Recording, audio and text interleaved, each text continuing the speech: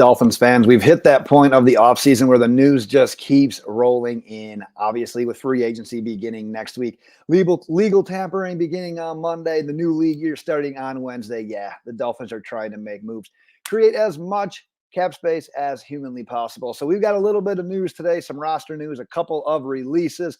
We also got some news about a free agent tight end, Jonnu Smith, who is visiting with the Miami Dolphins, and they are in the middle of contract negotiations.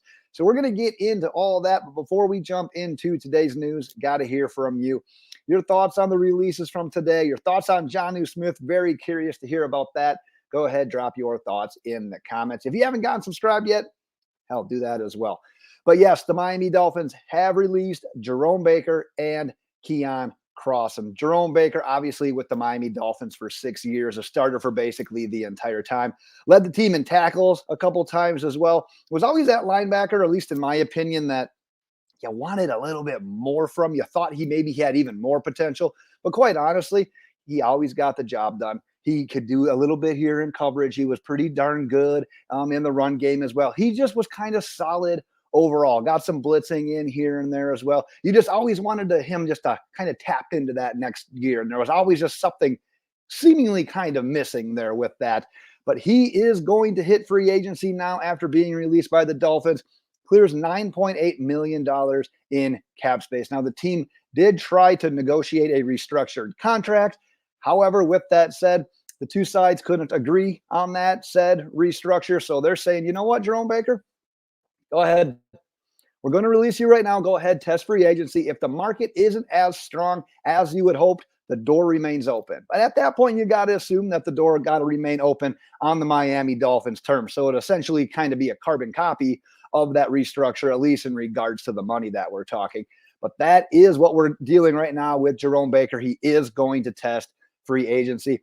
Keion Crossen, he got injured in preseason last year, never played a snap for the Dolphins defensively this last year. The move clears $3 million in cap space. Neither of these moves, quite honestly, seem more so as a surprise. Like I said, the deal with Jerome Baker was that, hey, he might restructure. The team was interested in bringing him back at their price, not necessarily at his price. So that, if anything, would be the little bit of the surprise. But Keion Crossen, one of the more obvious moves that we saw coming here this offseason, like I said, didn't even play last year. The move clears $3 million in cap space for 2024. So there you have it. Those are the two releases. But like I said, what I'm very curious to hear about from you guys, your thoughts on Jonnu Smith, because the report surfaced on Tuesday night. And yeah, like I said, a flurry of moves. We got all the news we just talked about. We got Christian Wilkins not getting tagged.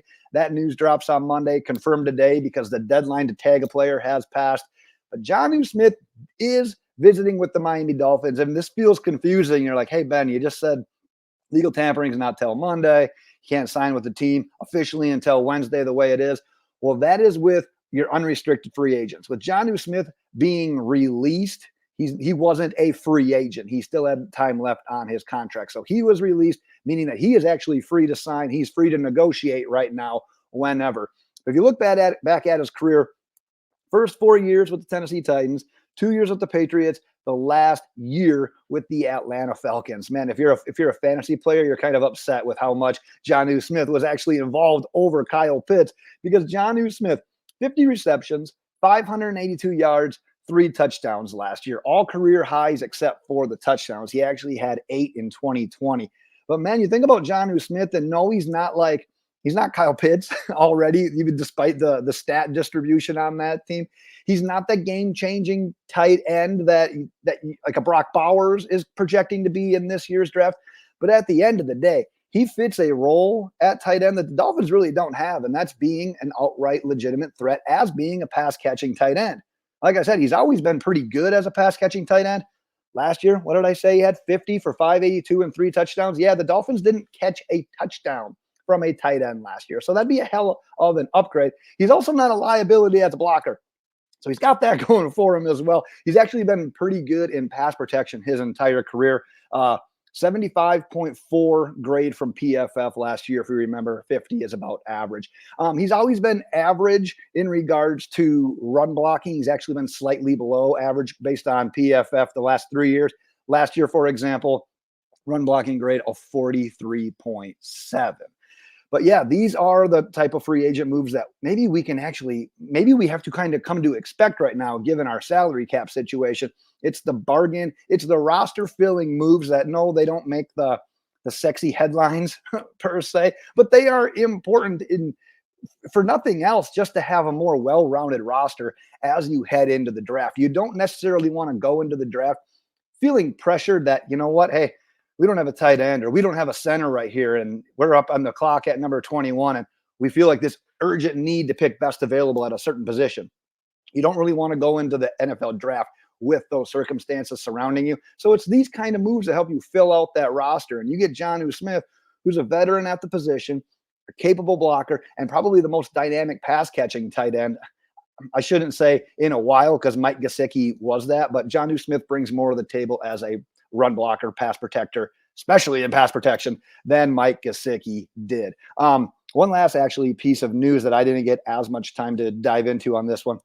Dolphins side defensive tackle Isaiah Mack. He has spent a couple of seasons with the Baltimore Ravens, so there's at least a little bit of familiarity there with new defensive coordinator Anthony Weaver. Like I said, I sort of ran out of time right now researching him. A bit of a career journeyman, though, played with 8 teams since being an undrafted free agent in 2019.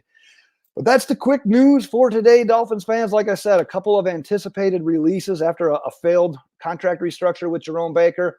Jonnu Smith, didn't see that one coming. He's getting a visit with the Dolphins. We'll see where that leads to. And yeah, we'll be back because there's plenty of free agency to get to. And like I said, we'll be transitioning to the draft shortly after that.